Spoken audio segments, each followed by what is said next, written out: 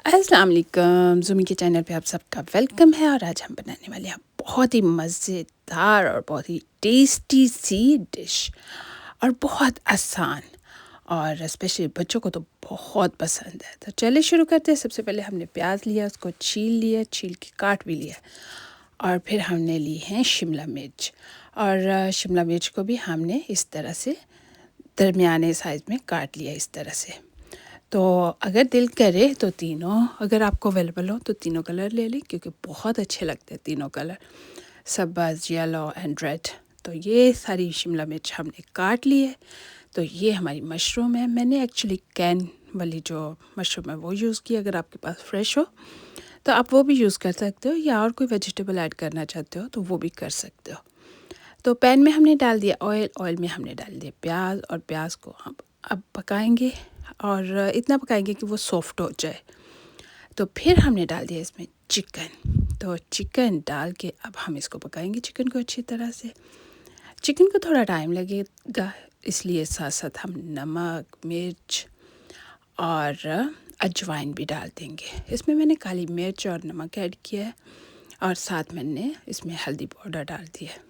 तो ये लें जी। अब इसको भी अच्छी तरह से हम पकाएंगे, और इतनी देर पकाना है कि जो हमारा चिकन है वो अच्छी तरह से कुक हो जाए। तो ऑलमोस्ट चिकन हमारा तैयार हो गया। तो हमने उसमें डाल दिया शिमला मिर्च। तो अब शिमला मिर्च को भी थोड़ी देर पकाएंगे।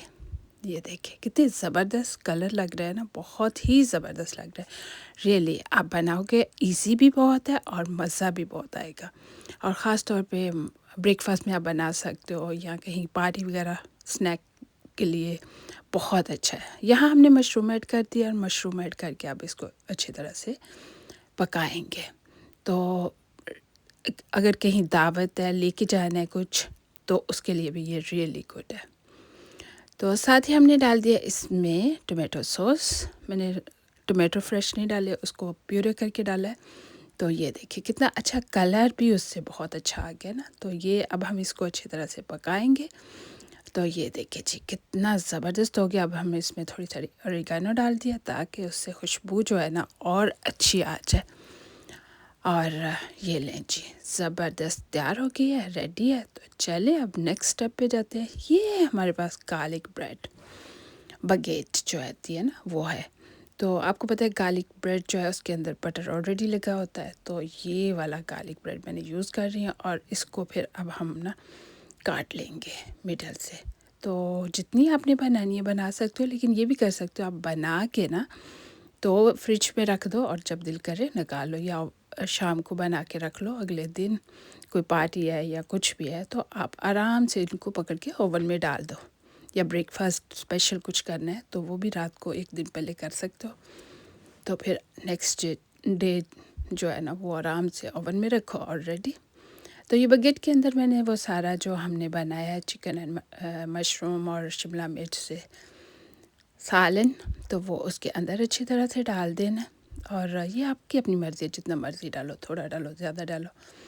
लेकिन अगर आप एक दफ़ा इसको थोड़ा गर्म कर लेते हो, पहले पका लेते हो तो भी ठीक है। अगर नहीं पकाते बकेट को तो दोनों तरीक़े से ही अच्छा पकेगा।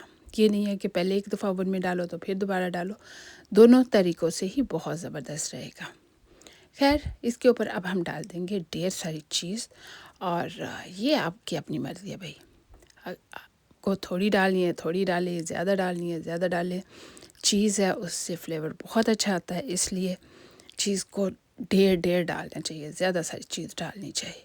तो ये लें जी, चीज़ डाल दी है हमने, और ये देखिए कितना ज़बरदस्त जो है ना वो हमारा तैयार हो गया। तो अब इसको हम क्या करेंगे, इसको अब हम ओवन में ले जाएंगे, और इसके ऊपर थोड़ा थोड़ा सा हरा धनिया मैंने डाल दिया, ताकि जब पके तो और ज़्यादा खूबसूरत लगे ना।